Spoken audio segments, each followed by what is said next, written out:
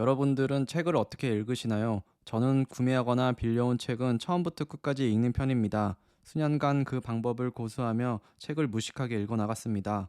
도중에 재미없는 부분도 꾸역꾸역 참아가며 읽었지요. 그러다 정말 읽기 힘들고 재미가 없으면 도중에 그만두거나 챕터를 넘어갔습니다. 그렇게 한 권, 두 권씩 책이 쌓이면 그것만으로도 뿌듯하고 기분이 좋아졌습니다. 그러다 문득 이런 생각이 스쳐 지나갔습니다. 이렇게 책을 읽었는데 나에게 무슨 도움이 된 거지? 나는 그동안 무슨 일을 하고 있었던 거지? 나는 그동안 헛된 일을 하고 있었던 건 아닌지 불안해졌습니다.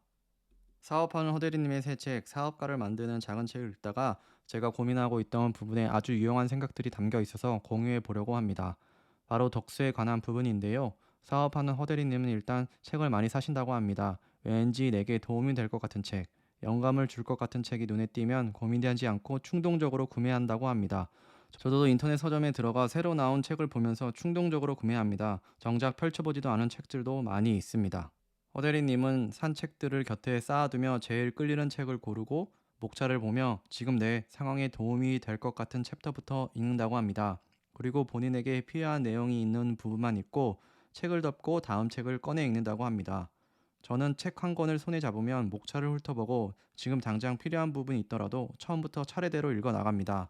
처음부터 읽지 않으면 책을 제대로 읽은 게 아니라는 생각이 들었기 때문입니다. 또한 책을 읽다가 다른 책을 펴는 것도 용납하지 않았습니다.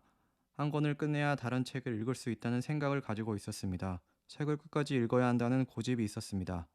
허대리님은 한 권의 책을 오래 읽는 편이 아니라고 합니다. 20분 이상 읽으면 지루하기도 하고 잘 읽히지 않는다는 느낌을 받는다고 합니다. 그럴 때마다 읽던 책을 덮고 새로운 책을 읽기 시작하니 뇌가 새롭게 활성화되고 다시 집중할 수 있었다고 합니다. 이런 방식으로 책을 읽다 보니 1시간에 7권에서 10권도 읽을 수 있게 되었다고 합니다. 그렇게 읽다가 큰 영감이나 고민하던 문제가 해결되었다면 그 이상 읽지 않고 다른 일을 하거나 사색을 한다고 합니다.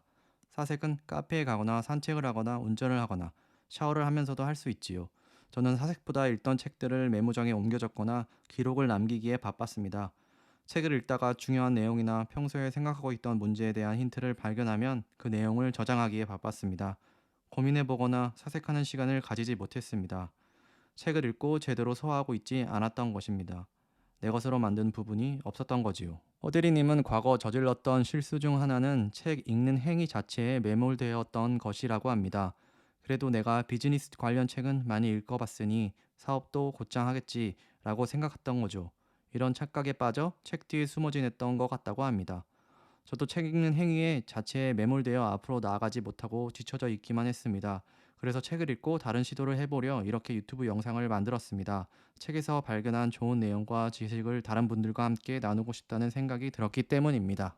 책은 행동을 위한 도구일 뿐이라고 사업하는 허대리님은 말합니다. 책을 읽고 사용해 실천하지 않는다면 결국 책을 읽지 않는 것과 다를 바 없습니다. 이건 제가 그동안 책을 많이만 읽고 느낀 생각과 같습니다. 결국 저는 책을 많이 읽어왔지만 책을 읽고 사용해 실천하지 않았으니 책을 읽지 않은 것이었습니다. 앞으로 책을 읽고 많이 사용하며 좋은 내용을 함께 나누고 싶습니다. 시청해주셔서 감사합니다.